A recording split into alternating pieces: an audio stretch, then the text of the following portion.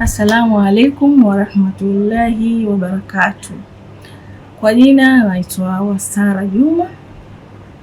Ninawakaribisha jamani, binadamu wote walio Waislamu na wasio Waislamu.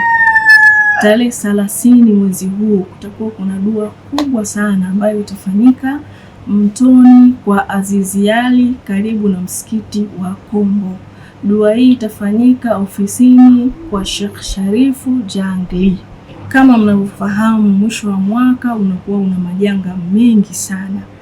Kwa hiyo basi, ili wewe ujinusuru na majanga, karibu kwenye dua ambayo hii dua tarehe 30 na mimi pia nitakuwepo.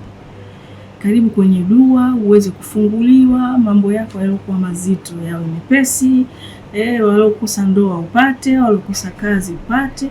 Mimi naamini kila kitu chako kitaenda sawa kama utafungua mwaka na maombi ya Mwenyezi Mungu. Utafungua mwaka kwa dua.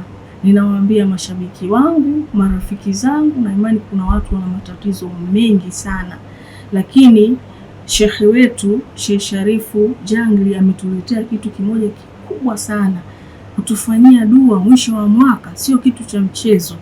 Kwa hiyo mimi nawakaribisha sana, mjitokeze kwa wingi, tuje tufanye dua, kwenye dua yenye maajabu, dua yenye kuleta mafanikio, dua yenye kheri, dua ambayo yenye uponyaji.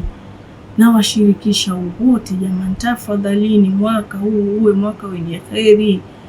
Mwaka huu uishe hivyo unavyoisha, lakini mwaka ujao ufunguke kwako ukiwa wenye kheri na unafuu mkubwa sana kwenye matatizo yako. Kwa hiyo karibuni sana sana, ni tarehe 30 bila kusahau.